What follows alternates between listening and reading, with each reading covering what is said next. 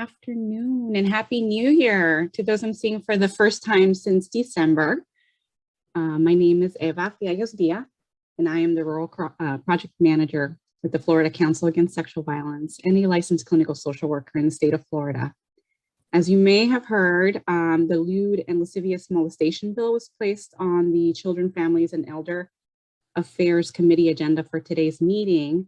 So, being the fearless leader that she is, Jen is out there representing our interests at this very moment. As you also probably know by now, today I have the pleasure of hosting a demo for Element 74's new Secure Victim Service Data and Reporting System, Vela.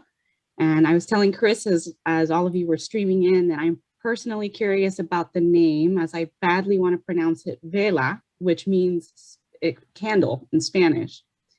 So, but Vela was developed in collaboration with the Missouri Coalition and DV and SV providers to respond to both the needs of victim survivor confidentiality and advocate and programs reporting needs. We are exploring it here as a tool to really consolidate and simplify data collection and reporting, and just really greatly appreciate that your programs are here in attendance today. Vela has recently added the one-click SASP and FBPSA reporting. That's a mouthful. And as such, FCASB has also extended the invitation to demo to our DV program colleagues through Linda Parker of Women in Distress. I will add a link to the Coalition Vela Information Toolkit in the chat so you can further explore the system at your convenience if you'd like to. I'm sorry, just one second. I'm also like navigating the welcome while I allow people in here. And I'm going to go ahead and give you both access as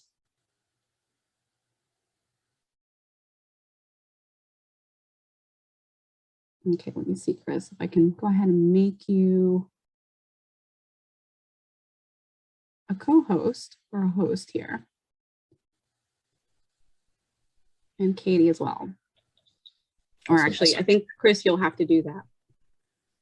Oh gosh, you're really putting me on the spot. I know, I'm sorry.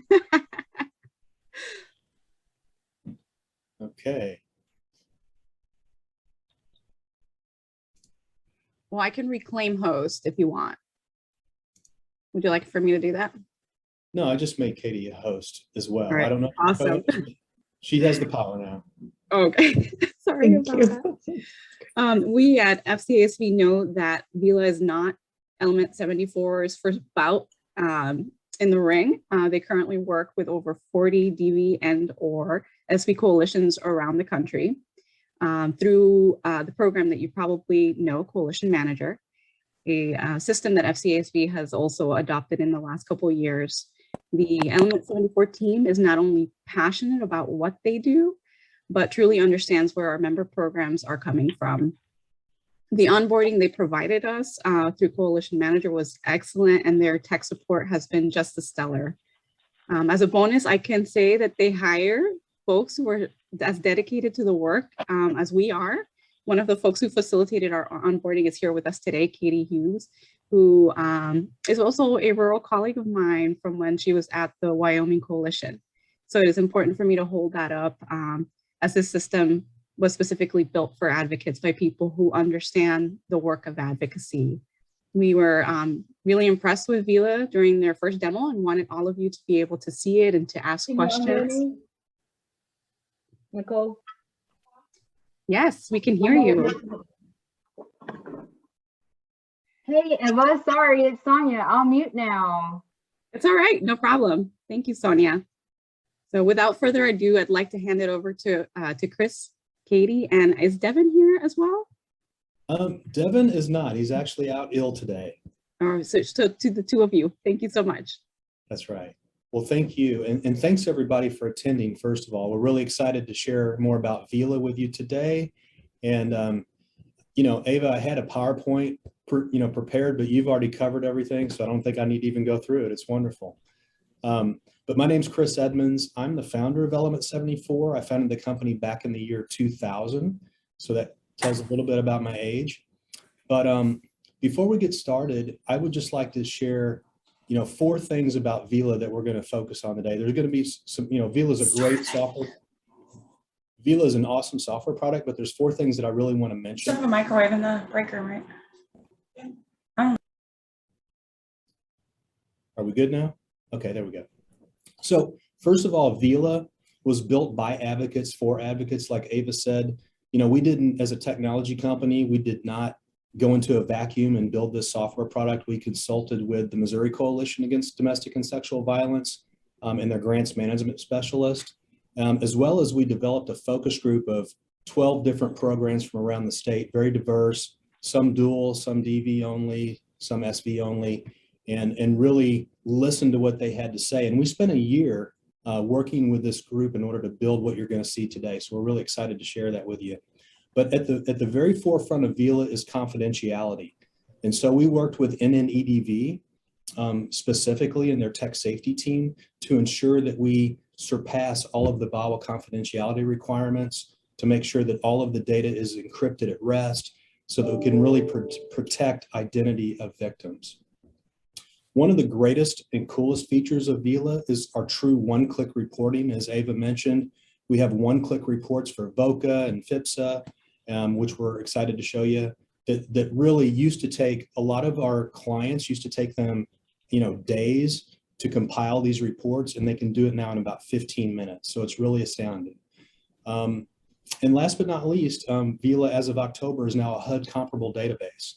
And so that's something that was quite a big lift for us in 2021, but we're excited that we finally achieved that. And so that's all I have to share. I will pass things over to Katie, who is the product owner for Vela, and let her introduce herself, tell you a little bit about her background, and then we can jump right in. And the last thing I'll say is I'll be monitoring the chat. If y'all have any questions, feel free to chat me, and I'll make sure that we address those. Thank you. Thanks, Chris. So I am really excited to be here with you all. We launched with Florida, let's see, I think 2 years ago, maybe, Eva, with Coalition Manager. And so I was there in person, getting to see the council and meeting staff. And it was just a really wonderful process. But I actually got to meet Eva before at a project sharing training in Missouri. I think like 3 or 4 years ago now. So that's wonderful and exciting, just to kind of share space with you here today.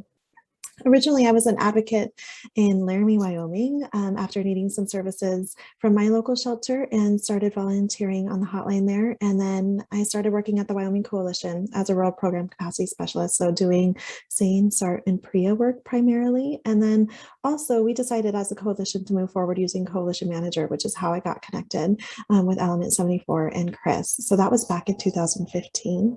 And I loved the system. So I specifically loved that technology can support us in the work and create space for change in not only how we do data reporting for our federal state grants, but also in how we work together as staff and in supporting advocates and survivors. So seeing those ripples take place really inspired me to become more involved in the process. And my partner and I actually moved to Vermont, and I just reached out to Chris to see if he happened to have a position available, and he did. So it's been this wonderful journey here. I'm not like a super tech person, and I never identified that way. But now I get to feel like I am the advocate's advocate in this work, which just brings me a lot of joy, especially when you get to run one-click data reports and are really happy with your work instead of spending days on it. So I'll go ahead and just get started. Our intention today is really to show you what Vela is capable of. We're going to start from the advocate's perspective. So it's been built to really support advocates in the work that they're doing throughout their days. So you can report your hotline calls, your services, and the activities that you do that aren't direct client services. And then this is automatically connecting to a timesheet, as well as linking all of that data into the grant reporting at the same time. So I'll show you what that's like, starting with a hotline call, taking a look at a client profile, and then we'll start entering services and enrolling folks in shelter. I would love to not speak into the void. So if you do have any questions today, please feel welcome to just interrupt me. I am notoriously bad at the chat. So Chris, thank you for monitoring that. If anything keeps up and you want to stop me, please, of course, feel welcome to do so. Otherwise, I'll just start sharing my screen here. All right, let's go over to Vela. And I'm going to move some things around real quick. Let's admit Becky. Okay, so you should be seeing my screen. Yes, great. This is Vela. So the first thing you might notice is our warm welcome right here. You are able to set announcements for staff. So if there's something that you want to celebrate or lift up, or if you need to notify other staff of something going on, you can set an announcement for them and they'll see that right when they log in. Vela is made to be really flexible with you. So if you are out on the go and maybe you're assisting someone with a SANE exam, you can actually be using Vela while you're at the hospital. It'll adapt to your screen size so you can actually take it with you and do your data reporting on the phone if you needed to. It's also very safe and secure. So first things first, I wanted to highlight for you all, when I log into sites as a support system, I actually can't see any client identifying information, but I still can access the site to see information that is relevant. So I can see here, like this is a client's name and their information, and I can see that they exist within the system, but I can't see who they are. I can't see their phone numbers. I can't see their date of birth or any demographical information. It's all hidden from me. So in that way, it's able to be really safe and secure for you all. There are also unique settings for each staff person.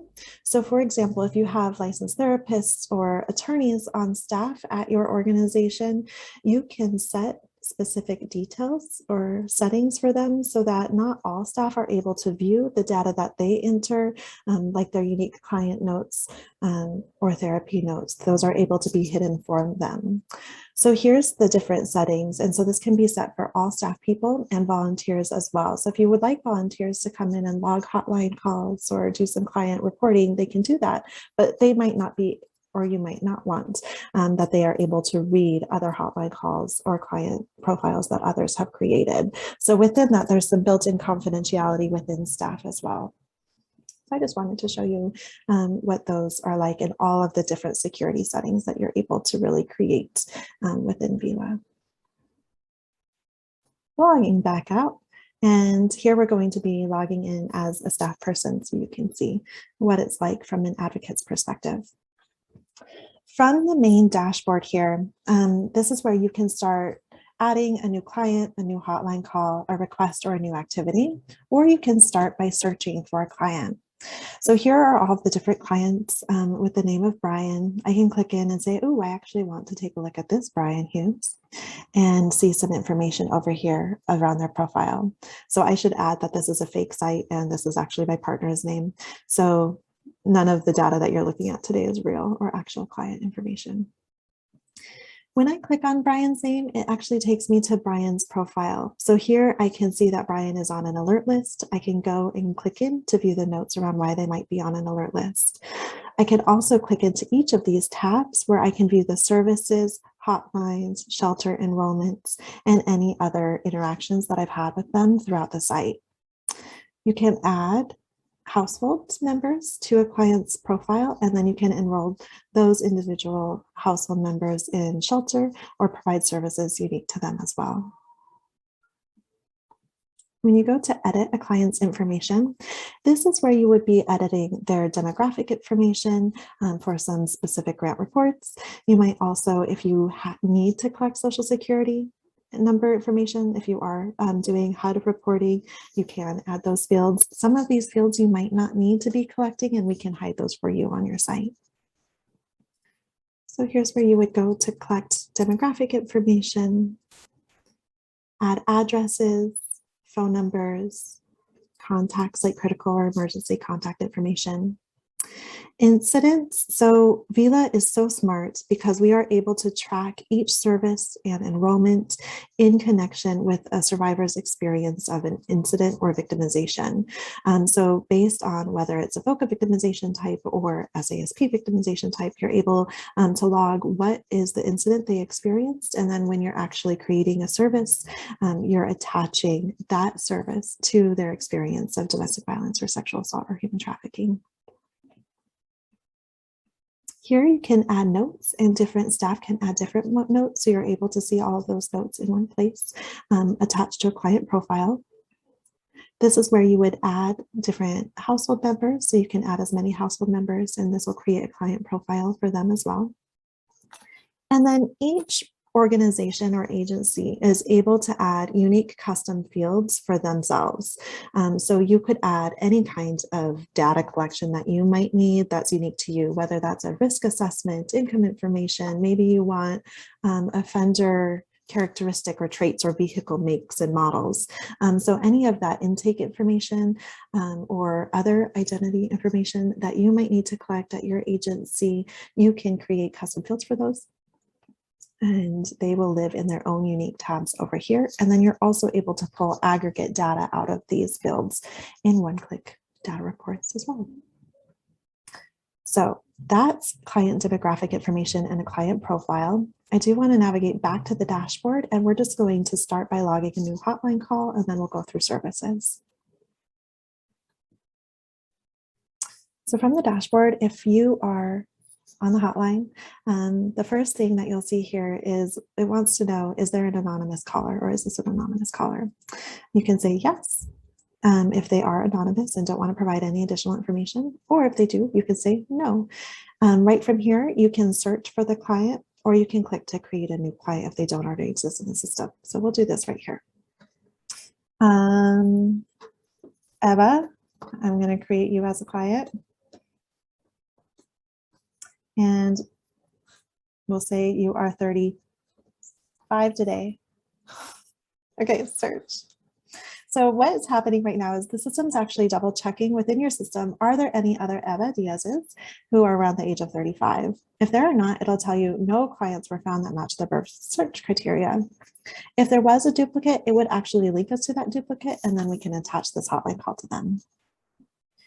The next thing it asks is when creating a profile, you could include special classifications here. So this is actually telling, does this client identify as LGBTQ, or are they experiencing homelessness, and have they self-identified those things to us? You can go ahead and add those in. Then it asks if we need an incident for this client. So if this client discloses to us that they are an experience or a victim of domestic violence or sexual assault, we'll say they are a primary victim, and then we'll select their victimization type here. Their VOCA victimization type will appear as well. So you can say if it's sexual assault, you might say adult sexual assault, or if it's family violence, you would say domestic violence and or family violence there. You can connect this incident to a known offender within the system, or you can connect it to an unspecified offender and pull reporting on offenders as well, if you needed to. And then here's where you would log the relationship to the offender right there. When you're ready, you'll click Create Client. Okay, so here we go. Now we're going to answer a couple of other questions throughout this form. So the caller state, the caller county, whether they needed a third-party interpreter or not, and then their type of contact. So some of these drop-down menus can be hidden if you don't actually need to collect that data and are only serving one county. Or if you like type of contact, you could add the different like social media. I got this call through Facebook, or this came in through our website. You can add each of those types here. Eva, I see your hand raised. Yeah, and I think we do have one in the chat as well. But my question was, can you select more than one victimization type? Like if we're dealing with like a DVSV? If they had two issues discussed, so on the hotline, you would choose the primary victimization type here, and then you would log a separate incident, and you can track that separate incident in the client profile, and then you would add additional services to those incidents as well. So it does need to be individually based.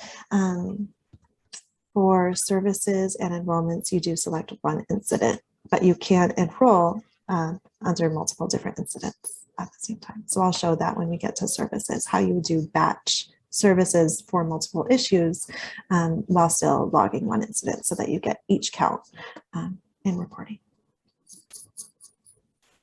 Okay, so going on down here, here's staff billing information. So what we've done is each staff person is assigned a funding chart. And here at the beginning, when you're setting them up, we'll say, what is this staff person supposed to work under and how many hours per pay period should each staff person be working under each grant? So as a staff person, I'm assigned here to work 100% under VOCA, and I'm supposed to work 20 hours each pay period under VOCA. So that's my expected funding chart. Here is my actual funding chart. So this is telling me I actually worked 86% to VOCA and I billed some to Stop VAWA, and I should not be doing that. So this tells me I need to go in and make sure that I'm not billing to Stop VAWA and I'm only billing to VOCA over here. So it'll also tell you your Stop VAWA hours and your VOCA hours and your expected. So I need to subtract some hours here to make sure that I'm adding up to my totals. So that's just a guideline for you all to make sure that staff aren't overbilling or underbilling to different grant sources. Hey, Katie, there's a question in the chat. Yeah. Let me take a look. Okay. If a client comes in, I have dogs and sometimes they make themselves known. So they're doing that right now. Okay, if a client comes in May of 2020 and receives services, then leave services and come back, do you have to create them again? You do not. So a client is always going to be a client in your system. And if they receive new services in the reporting period that they have not received before, they would be considered in this reporting period to be a new client.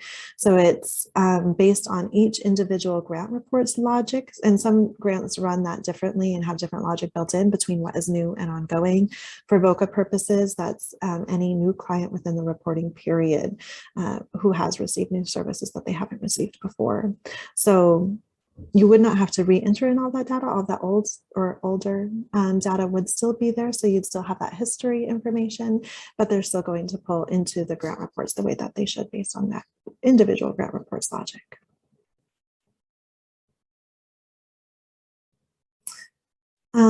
Individual CMS, would you be able to tell me what the CMS acronym means? Do they mean coalition manager systems? Or, I think they I'm mean sure. client management system. Yeah, so this is intended to be your individual client management system. So it would be transferring the data over from an additional system, and we have data transfer templates, but you would essentially be adopting this as your individual client data management system. Okay, we will continue on here. So for the hotline call, you say how many hours to rebuild this to, and when you do this, this is actually going to be adding to your timesheet.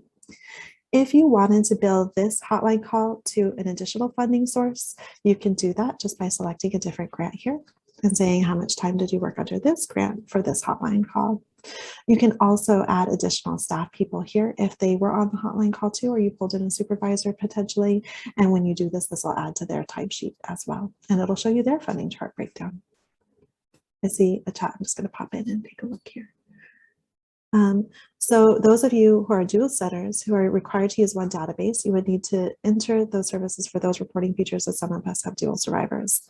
I'll break this down for you all further when we get to services so you can see how you can add different services to different incidents. And if you are you required to use a different database by another agency, or what database are you required to use? Would you be able to share more about that, Monia?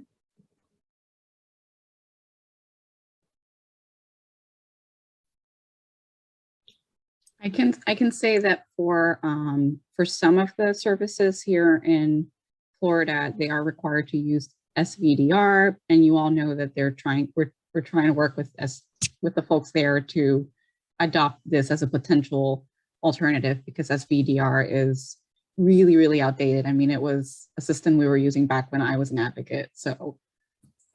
And I think that's a conversation too. So for those of you who are required to use OSNIAM for DB programming, I think part of that conversation right now is there a way to just use one system rather than having multiple systems? And I think that there is conversation going on at the coalition level on what would that potentially look like. So giving some space for peace and whatever that process ends up looking like for you all, just so that you know that there's opportunity and the conversation is happening, but I don't think that anything has been identified for you all or set like this is something that we are going to do, more as wanting to get the conversation starting, like is this possible and would it fit both the needs for both deal and single issue organizations as well.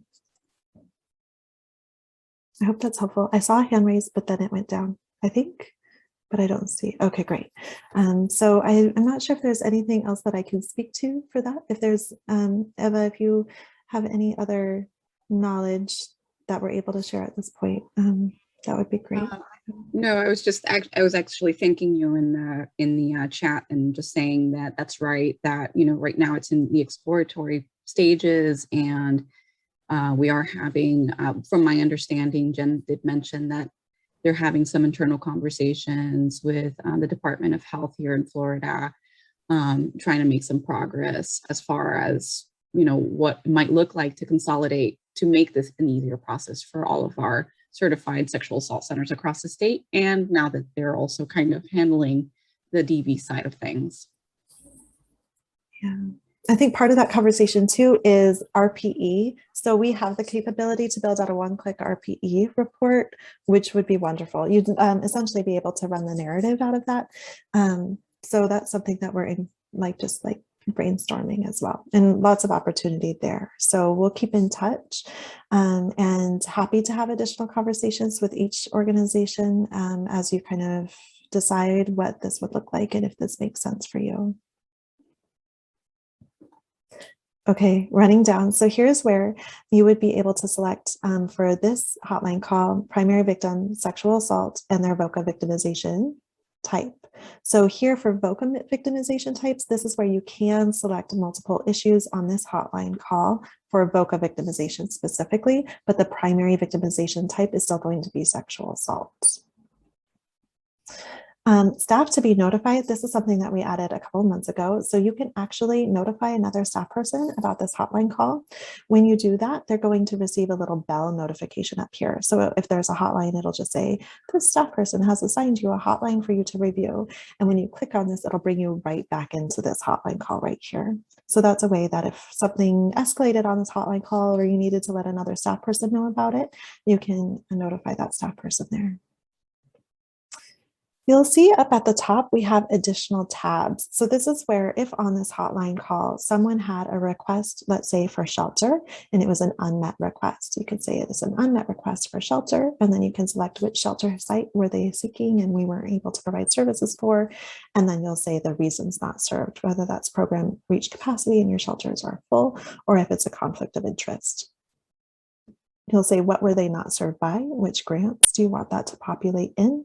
And then you can add additional information and notify a staff person here too. So if you are an advocate and you want to enroll someone in shelter, but you don't know if at this point in time there's enough room, you can actually set it as pending, and then you can notify the shelter manager that there's better requests for shelter, and then they can pick it up from there. Here is where you can log referrals. So here's the date referred, and then you can actually, we would add with you all the different agencies that you actually refer out to for maybe other types of services or other shelters if yours was full. We'll add all these in, and then these get actually mapped to a 1 through 4 on the VOCA report from the back end. So advocates just need to select this, and it's already getting pulled into the correct place in VOCA. And then again, so you can add any notes. We keep Best practices for advocacy transfer from your paper and pen services to the system as well. So you would not want to include any information within these notes that could potentially be harmful to clients.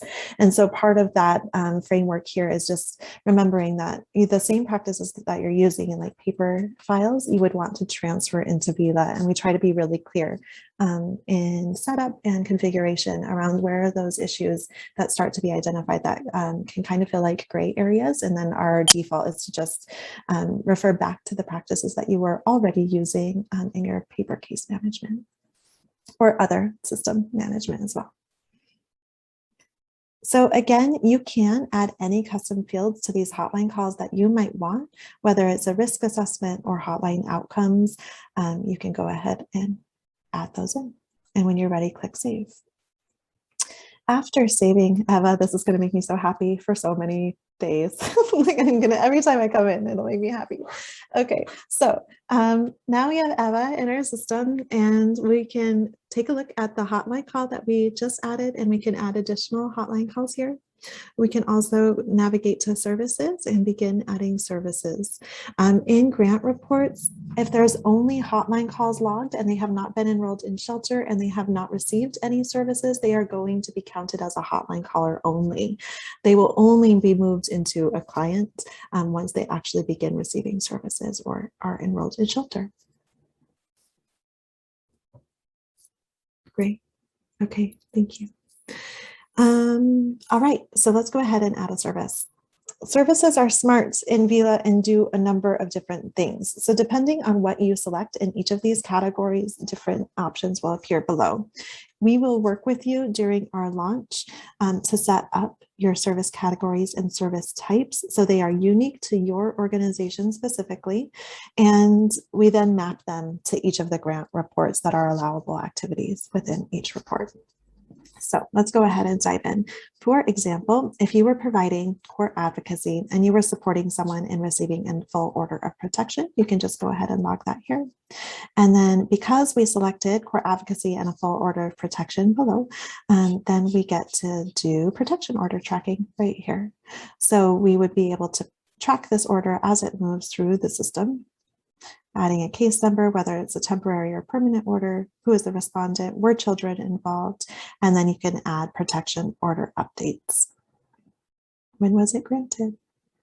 As it moves through. So that's that protection order tracking.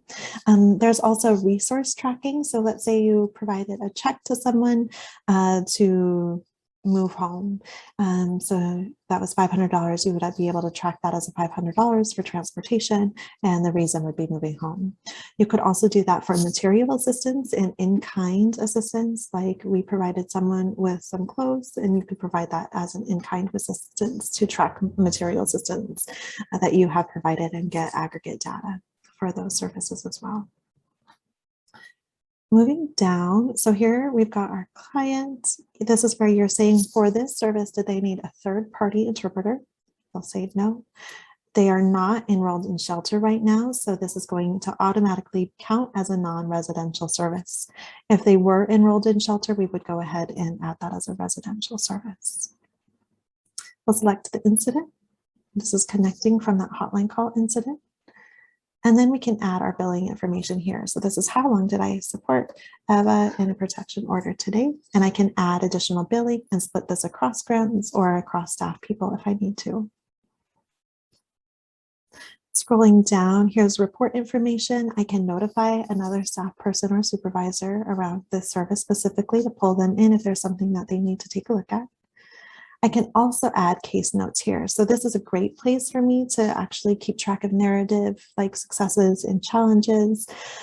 This could be a great place for me to keep track of my to-do items, and I could actually notify myself if there's something that I want to make sure that I come back to with the service. I can notify myself of that as well. Here's where I can track referrals if I referred out to with the service, and then counseling and legal notes can be tracked here as long as that staff person has permission to view those sections. And then this enrollment assessment is just a placeholder so we can show you that you can add custom fields down below. So any service that you might to track, you could even track like how are staff feeling about their confidence in providing these services, or do they need additional resources? You can add any kind of service tracking that you might want. So we talked about batches. So if you, this originally, like for example, if it was a therapy session and we provided the service based on their primary victimization of sexual assault, but we also discussed other issues that they had experienced in the past, this is where we would want to make sure that we save and add another. And it's going to copy all that information that we just added. So all we would need to do here is, so this says a similar service has been added during this date and time. So we don't want to add it to our activity timesheet because we already logged it to the timesheet and we don't want to make a duplicate entry on the timesheet, but we do want to track that this was a separate issue. So you could add a separate incident right here if I'd already added those incidents, and you would log this to the domestic violence incident right there. Or separately, if this was during the same time frame and we just provided a different service, we could just select that different service right here and all that information gets saved. So we don't need to enter it all. We can just click resave and it'll go right back. Questions about that?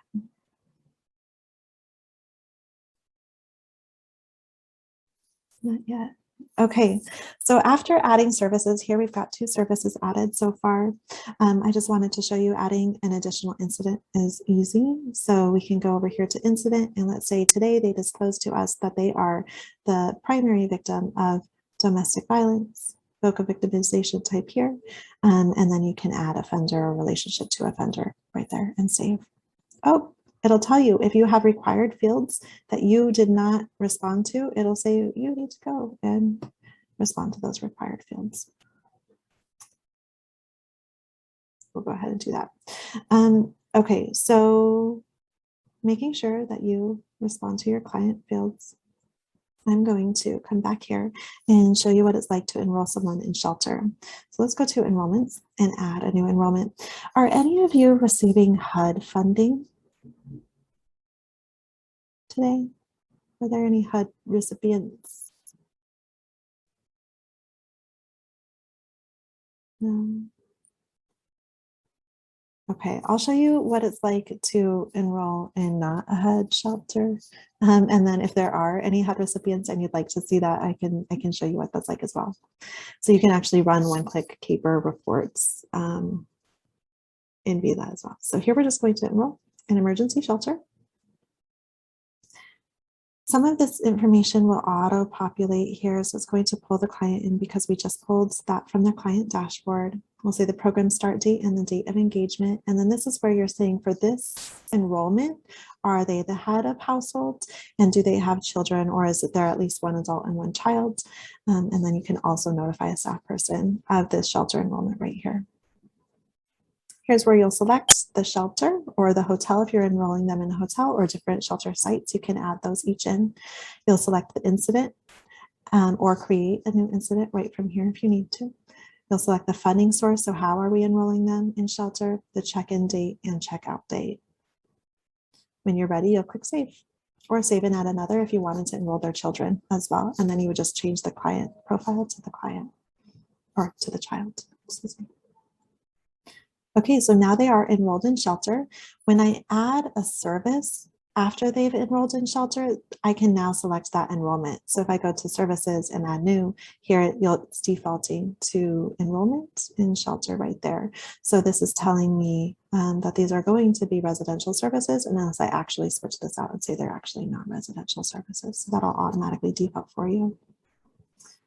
Okay, so that's that. I'm gonna go back here. Now that we've added services, hotlines, and enrollments, ooh, here comes Gina. Come on in, Gina. You can also view over here, financial resources, referrals. You can enroll people in a support group and track support group service. So it'll log as one service to multiple different clients in that way. You can also track protection orders right here as they move through the system, or other court cases like family law cases. You can be tracking those as well. And you can also be uploading any documents that you might need, whether those are confidentiality agreements or releases or any other any other data forms that you might want that are actual physical copies, you can upload those there. I did want to show you, so before we get to one quick data reporting, I wanted to just show you that each staff person has their own dashboard. So from the staff person's dashboard, they'll actually see any notifications that have been set up within the system. They'll be able to take a look down here. So these are all of the services, hotlines, enrollments that this staff person has created or used. It'll show them most recent up front, and then you can actually click here to view all. So this is a great way for staff to keep track of the work that they're doing and really easily navigate throughout the system. Going to Time Tracker. So as we've added all of those different services and hotline calls, you can be viewing a calendar.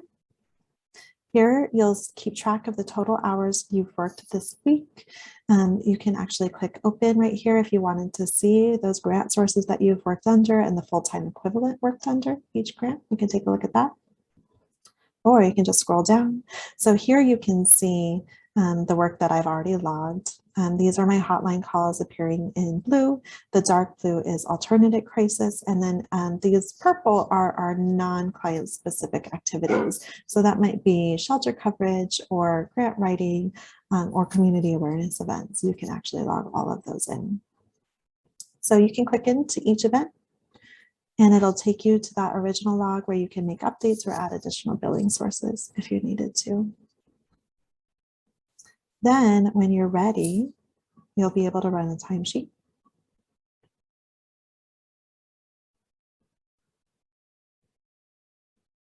Okay, here, what time frame did I select? Yeah, that's good. So here's my timesheet. I'll see the day-by-day breakdown by the type of activity that I was working on. So whether this was personal advocacy or support group services or core advocacy, we break it down in that way. You'll also be able to see the funding source breakdown. So across the days, what grants was I working on? And here are the totals. Each of these blue boxes I can actually click into and see what service was I providing. So this was a service to Chip from Beauty and the Beast. And here's the first billing date right there. You'll get to see this grid, this data grid, will show the service and activity, the service type, the funding source, the total time spent in hours, and any notes that I provided will populate right there. Here are the client summaries. So these are the clients that I provided services to across the pay period. Here's my billing source breakdown. So the hours worked and the full-time equivalent worked. Week 1 and week 2 totals. And then I actually have the ability to sign my timesheet right here and submit it for approval to my supervisor. So they could actually, when I do this, they're going to receive a notification up here that this person has submitted their timesheet, and then they're going to be able to come in, they'll take a look at it, and then they can approve or deny the timesheet and sign it as well. So that's pretty cool. Any questions about time tracking? I don't see any in the chat. I'll continue on, but if you haven't, is that an option you can remove? If you didn't need electronic signatures, we do have this print option, which currently, so other people right now are asking for the print version to include electronic signatures. Currently, they don't display them, so you could remove those. And then if you didn't, she's asking about the timesheet altogether, Katie. Oh yeah, we can hide time tracker. What we found is that people, like, even if you don't need it for specific time tracking purposes, people do seem to like having that calendar view regardless, so they can see what they've logged really easily within the system in that layout. But you don't have to use the time tracking feature. And if you did want us to hide the whole module, we could do that for you as well. Great. Yeah, you definitely don't need to see it if you don't find that useful. Okay, coming back over here, let's go in and run our one-click data reports. Let's go ahead and start with VOCA. So now that we've added services and hotlines across the period, we're going to say that we want to run our quarterly VOCA report for 2021. And we're going to do October through December, and we're going to click search. Okay, you all, we just ran VOCA. So here you could export that report to Excel. You'll see all of the qualifying clients right there.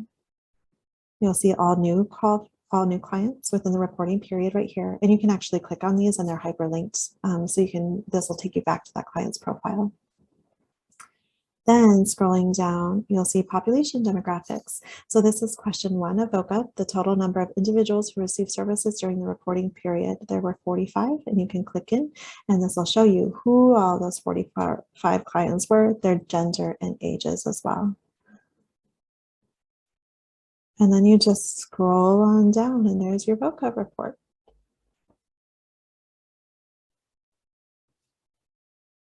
Okay, so I just wanted to show you, here's special classifications. Here are the folks who identified as homeless or LGBTQ or veterans. Direct services, did we provide these direct services? And then here's like those referrals. So A1, information about the criminal justice process. We had 5 within that quarter. You can click in and it'll actually show you which of those 5 folks are appearing there. All right, so that's VOCA. We have. There's a question in the chat. Let's go take a look.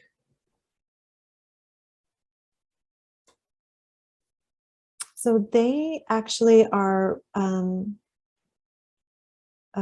okay, I see. Great. So each staff person is responsible for billing to each specific grant, which is why we have those pie charts created for them. So they're going to bill each service to the appropriate grant, and they're going to keep an eye. So if they are 50% funded under VOCA and then they're 50% funded under Stop VAWA, they would need to be keeping track that their pie chart is matching those balances, because when you pull the grant, it actually depends on the logic built into the grant. Like when you run a FIPSA report, it pulls everything regardless of grant source. But for SASP, it's only going to pull activities and services billed to SASP that were allowable. So it is unique to each grant report what that logic is, whether they want everything regardless of billing source, or whether it's specifically for this funding source that these activities are pulling. If the staff person, for things like SASP or VOCA, if the staff person did bill something incorrectly, let's say they weren't supposed to bill something to VOCA, you would be able to identify that service and change that funding source for them to the appropriate grant.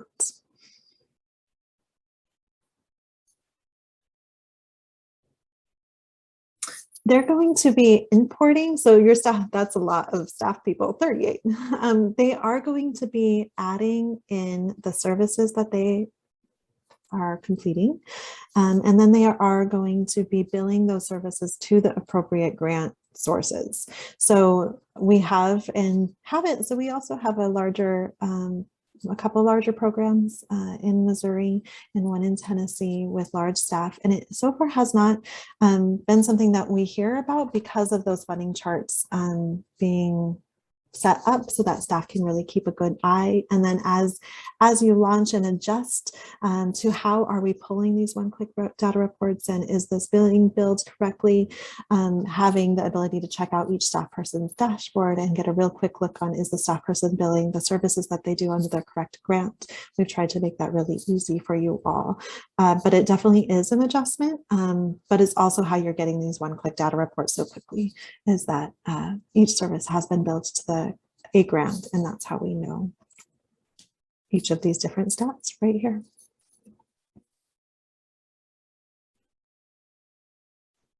Yeah, I hear that nervousness, and again, it's totally understandable that there will be user error, especially getting started. So what we do is we take it really slow in launching with clients. We provide in-depth training and support as you go along. So we'll sit with you, it's about a day to configure your site. We provide admin training and then staff training as well. There's a handbook guide to accompany you all. And then you receive all-inclusive support from our team. So any Anytime that a staff person has a question, you're welcome to reach out to our support team. We provide Loom video responses or are happy to have individual staff check-ins if needed to make sure that they are understanding how to log different activities within the system. And then also, you know, working with their supervisor to see in this pay period, did I do everything that I needed to? Is there anything that I need to change, and how can I go in and make sure that I'm fixing things? But yeah, to be able to pull one-click data reports, all of that logic has been built in, and it does require staff effort and understanding, staff needing to be educated under what are the guidelines for this grant report, what are allowable activities or not. And then in the end, we find that staff are really happy because they do better understand the nature of their work and the ways in which different grants are kind of supporting us and being able to really help survivors, while also knowing that that can feel really complex to people, especially if they haven't been doing that before. So we know what that looks and feels like because we've been there as individual staff people and support team members, and are just happy to bear with you and support you all and your staff in both the technology process of this, as well as like what that feels like to actually be doing grant reporting. I hope that's helpful. I would only add that we've got your back and are not new at what that looks or feels like for folks. Couple other questions, Katie. Because an advocate can be funded by multiple funding sources, is it possible that some services will appear more than whole numbers, i.e. 1.5, etc.? No, it'll pull as one number into each grant report.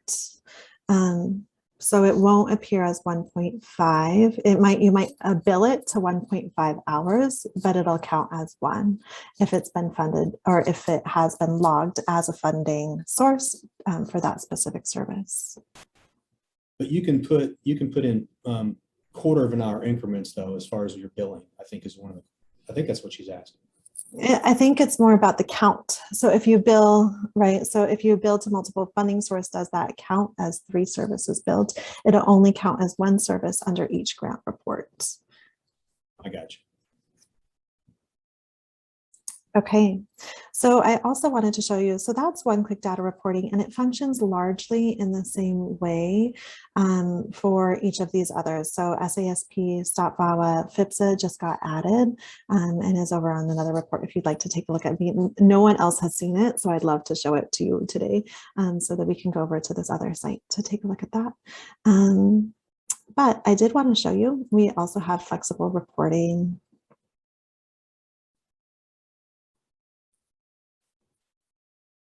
Sorry, I'm going to read this here. Yeah, okay, so I'm going to just read this out loud for all of us.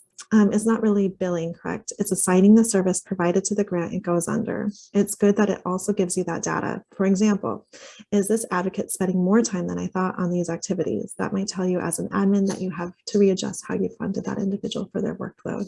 Yep, that's correct, Deva. Thank you. So it's doing both, right? You are billing if you want to use the time sheet factor, while it's also assigning this activity to this grant for reporting purposes. So it's having both of those functions. Okay, so Coalition Manager users, this might look really familiar to you. This is flexible reporting. So this is how staff can get out any of the data that they've put into the system into different data grids.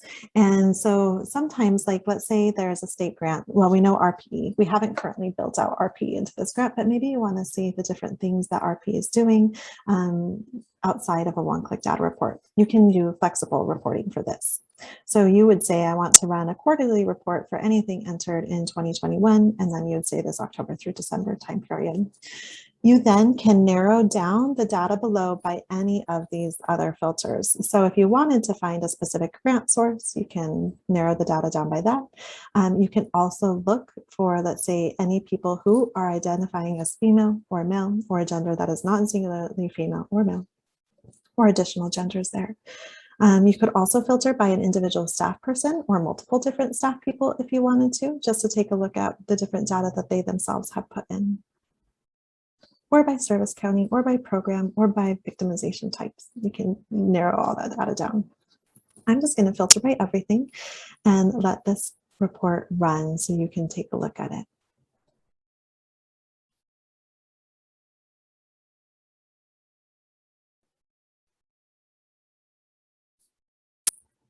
It gives us nice breathing space depending on how much data you're pulling. So I try to think of it in that way.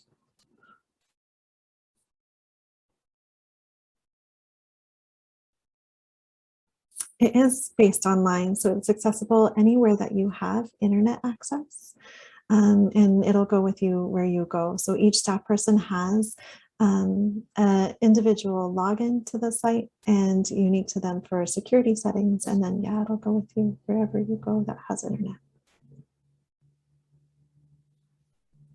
Okay, so this is a data grid, and there are data grids across the system. So there are data grids for services, there are data grids for hotlines, and there are data grids for clients as well. Here, oh, I see another chat. Let's take a look. Hosted securely in the Amazon environment. Thank you, Chris.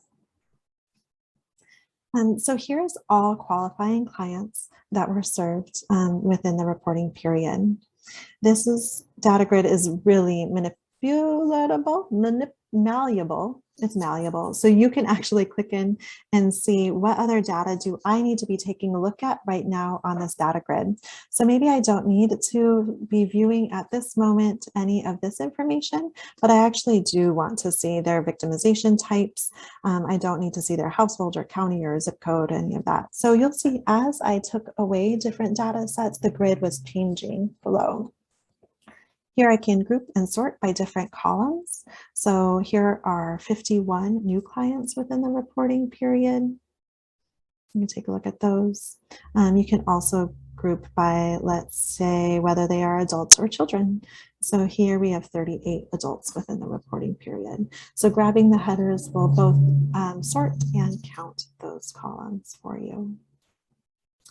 You have additional reports down below, so you'll be able to take a look at residential clients, non-residential clients, all individual services here, all group services. So it'll show you your support groups. You can do some data tracking there. All services, and then bed night counts. So this will be counting the entry and the exit date and the total bed nights assigned to them over here. There's a number of different grids as well. So you'll be able to filter and group all of your hotline calls, service status, and then your client counts by different victimization types will populate right there for you. So that's a little bit about flexible reporting. Each of these data grids are individually exportable to Excel or to PDF. And then you can also save these reports for the future. So if you've ran a couple of different filters and you want to access those, again, you can save this report for the future, give it a name, and allow other staff members to access it as well. Okay, great. Do we pay individually or the size of the cloud as it grows? Okay, Chris, I'm going to read this out for everyone. Pricing is based on the organizational budget, and you are not subject to any storage limitations or staff users, and all support is inclusive. Yep, so we don't bill additionally for this. Also, we are looking at enterprise level pricing. So there are discounts available for organizations if we're able to bond up together and reduce the price for everyone. So we have really tried to make it affordable based on budget, which is why we've scaled pricing. And I can actually, if you're interested, I'll just bring this over right here. This is standard pricing, so it doesn't include any of the discounts that we're talking about right now. But I wanted to show you what this looks like for folks since we're actually talking about that right now. So for example, If you had a budget of 500 to enter 50,000, there would be a one-time only startup cost of $5,000. And then the cost per month is $650. And this includes all staff users, all the service reporting and data that might be stored, as well as technical assistance and support on an ongoing basis. That doesn't have limits to it. So it's really based on your organization, individual staff needs right there.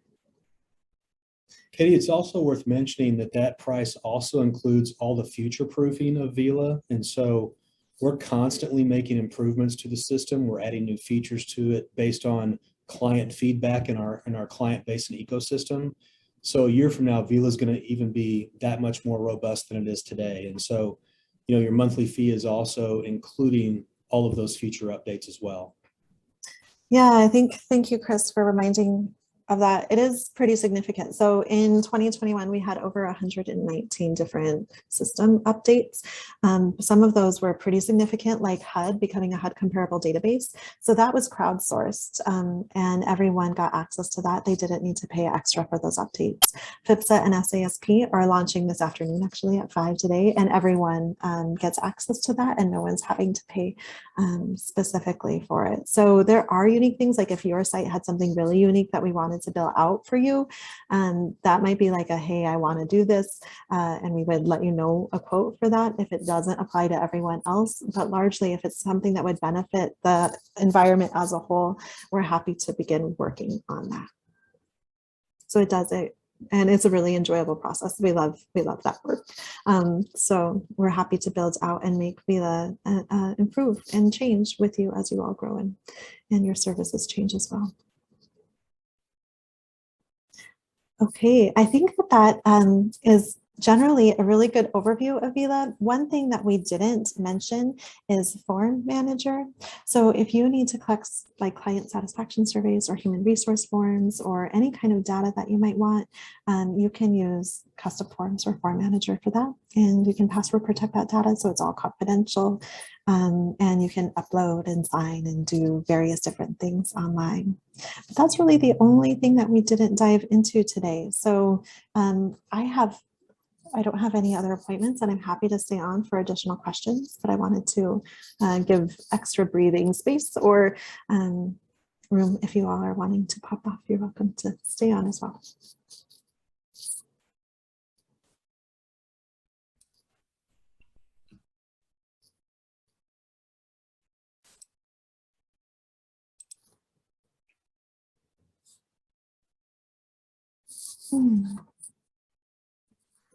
Sandy's got her hand up. Hi, Sandy. Hey there. I just had a quick question, and I may have not heard you correctly. I thought you said that if anyone was served and you make a record of them, into the future, they're always considered as ongoing. Is that true? That is not true. Okay, I misunderstood. That is okay. If they are a client in your system, we don't archive them. You could potentially archive a client, but they're not like, there's not really a need to within Vela. Like if you wanted to have us archive previous client information after 8 years, we could do that if you needed us to. But largely they're going to remain in your system as clients. And if you begin, like let's say they've exited your shelter and are good for a while and they don't need additional services, you can just let their account sit. And if they do come back, they'll be counted as new clients within this reporting period. So the logic is built in on the back end to really track new and ongoing clients based on the services that they're receiving, and the time periods are significant in that logic based on each unique report. Great, because I was concerned about funding reports for funders when you're saying ongoing. I just want to make sure that they actually were ongoing in terms of effect. So yeah, and different reports have different definitions for what is new and what is ongoing. So we've, of course they do. We've been really clear in each of those reports whether they're pulling in as new victims served or ongoing victims. Thank you, Katie. Yes, of course. Chris has a note here. We are happy to provide additional demos for individual clients here. So please feel welcome. You can email Chris at chris@element74.com. You can visit our website as well to do a demo schedule right from there. You're also welcome to email me. I'm Katie at veladirect.com. We can take additional questions. We can also send out the recording. I think Eva recorded this, so thank you, Eva, and are happy to send this out to you all. I would love to follow up. We've got some materials for follow-up, so we'll send out this pricing sheet so you can have that. There's also references included, and there will be some storytelling, like a little bit more about our organization and how we've come to be and the services that we provide. So we'll send that out as well. Yeah, there is another question about the safety of the cloud environment. And so I know that's been a concern in the past, but again, we worked with NNEDV's tech safety team to ensure that we surpass all VAWA confidentiality requirements and safety measures. And all of the servers that we have in the Amazon Web Service sphere are completely, HIPAA compliant. That they pass all of the rigorous standards, necessary to make sure all the data is encrypted at rest. So we are very, very, very cognizant about security. Thank you, Chris. And then Manya, yeah, so it is cloud-based, but each organization has their own instance or site. So each staff person has unique login to that organization site. They can't access any other organizations that are using Vela. Those are all separated out. Yeah. Additionally, our support team and our development team are not able to see any of your encrypted data. So again, and I'll just show you in case people were logging on after we started and initially showed this. When our support and development team looks at Vela, we can't see any client identifying information. It's all garbled. So we can help and provide support, like technical support to you all, but we can't see any of the client's records or their information there. All of that is hidden. Yeah, Manya, that really is a great question. So we don't have one giant database with everybody's data. Everybody has a separate instance in their own separate private database. So that way there's not going to be any cross-pollination of data between programs. It's a great question. Yeah, you're welcome.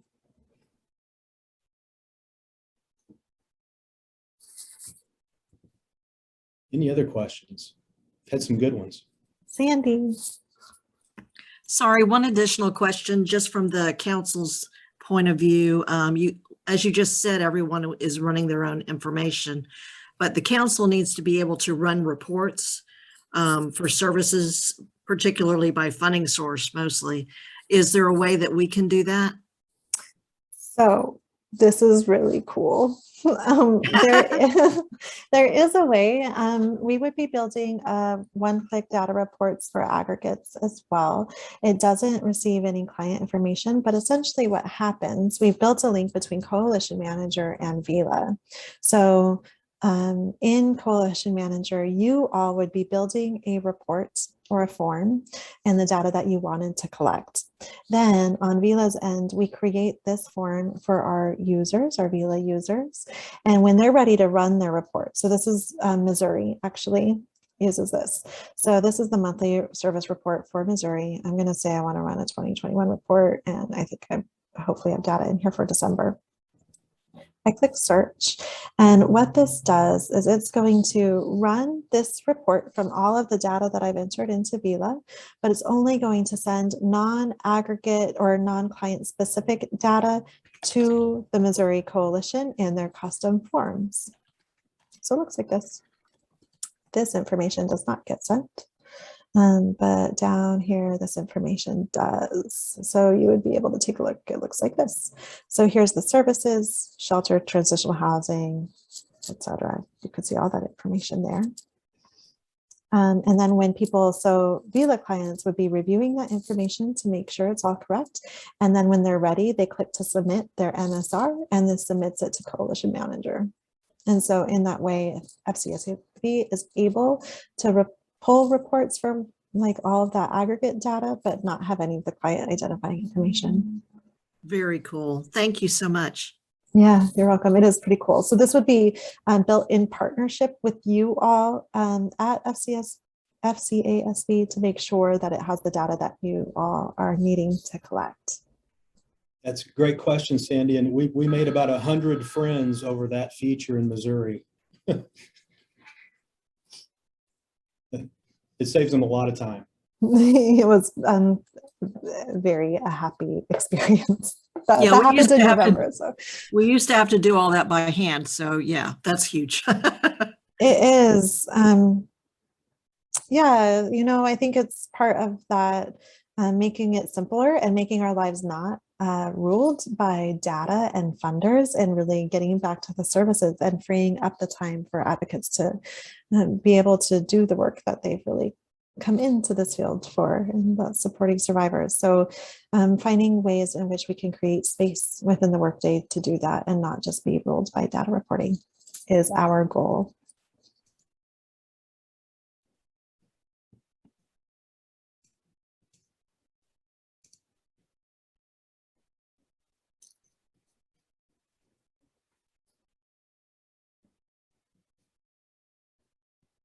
On the horizon, I'll just share this since, well, we're having some chatting space. We are going to be building a client portal in 2021. So clients are going to be able to log in and view their services or add client outcome surveys. They'd also be able to log in and request a service, and that would connect to the time tracker. So it would show up on a staff person's timesheet, and then they would be able to mark that service as complete or canceled if they needed to. So that's one thing we're really looking forward to. And then the other big ticket item is incorporating the donor module into Vela as well, so that you're going to be able to collect donations and track donations within Vela also. Cindy, I saw your hand go up for a hot minute. I think we got applause. Oh, okay. That was just applause. Hey, we'll take that also. Thank you. Yeah, we've got a pretty aggressive roadmap for 2022. We're really excited about it. One other thing I'd like to mention, we think Vela is a great value priced as it is individually, but again, as Katie mentioned, we're currently in discussions with several states right now about providing enterprise level pricing. So if there's a way that we could aggregate demand in Florida, we would love to do so, because that's just going to mean it's going to be able to lower the prices, create economies of scale for both of us. And so, I don't know exactly what that looks like. Hopefully we can work with the folks at the coalition to maybe facilitate that, but that's something we're obviously very interested in.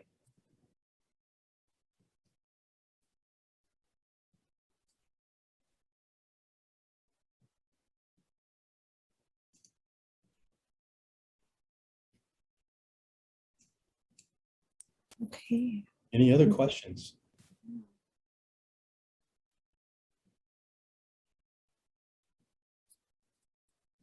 I guess everybody's out of questions.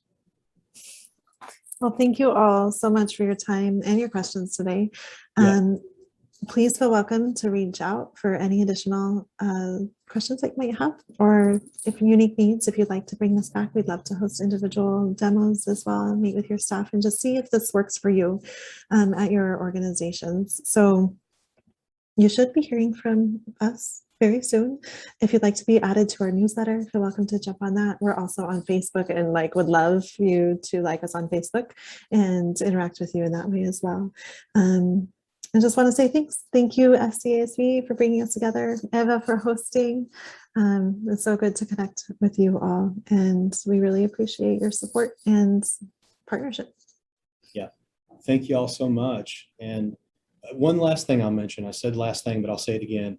We have tons of existing clients if anybody wants to talk to them about their experience using Vela, because in most cases, it's literally transformed how they collect data and how they report. And we have a lot of happy people. So we'd be happy to provide a list of those folks as well. So with that, thanks everybody, and look forward to reconnecting sometime. Thank you so much, Chris and Katie. And I will save the chat as well and convey, the some of the questions that you had and some of the concerns that you had to Jen as well. But yeah, like they said, it sounds like a wonderful investment. So thank you so much for being here. Absolutely. Thanks, everybody. We'll see. Thanks, Katie and Chris. Thank Thanks, you. Sandy. Mm. Bye-bye. Bye.